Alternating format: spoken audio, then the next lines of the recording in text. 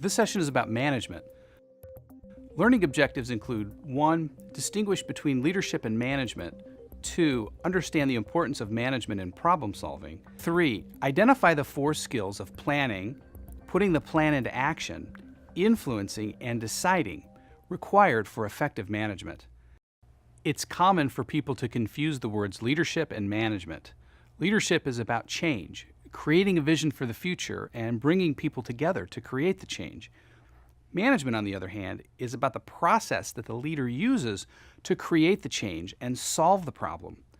Leaders motivate and inspire, where managers focus on getting the job done.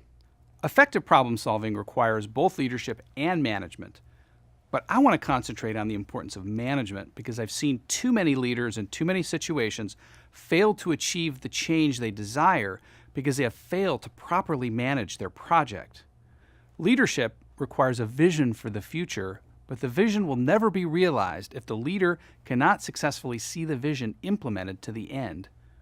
Effective management requires many different skills, including planning, organizing, influencing, and deciding, with the objective of achieving an organization's goals. These skills can be learned and practiced by people not yet in formal management positions. The first skill, planning, involves taking a step-by-step approach and requires making a fair estimate of what is required to accomplish a goal.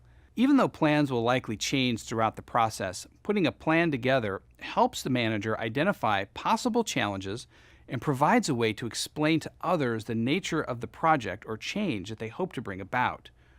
For network members, you can practice this skill by designing a plan to achieve something that is important to you.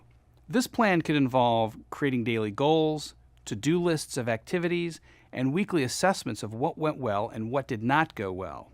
Next, putting your plans into action involves bringing together the right people and resources to accomplish goals. This might also include designing jobs and roles appropriately and implementing change in order to accomplish these goals. Network members can practice change management in small ways. For example, a member can decide on a small change and seek out those people to help accomplish this change. The third skill, influencing, requires the manager to get individuals to participate in the project. It also more broadly means getting people to work together in the interests of the organization. This skill is also related to teamwork. Network members can practice their teamwork skills by building a shared purpose among people from different backgrounds with different ideas. Finally, deciding involves assessing resources and determining which courses of action to take. In any project, a manager faces multiple choices. Who should be involved in the project? What resources are needed? And how will the different aspects of a project be paid for? Network members can practice this skill by purposefully selecting a course of action after considering a variety of alternatives. This means that rather than making a decision quickly, a member can practice assigning different alternatives and methodically weighing the alternatives before selecting an action.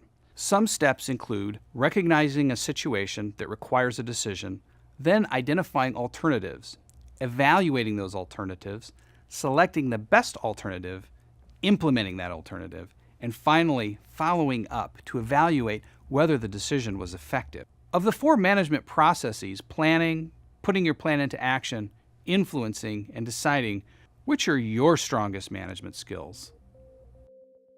Now that you've completed the course, please visit yali.state.gov to take the quiz.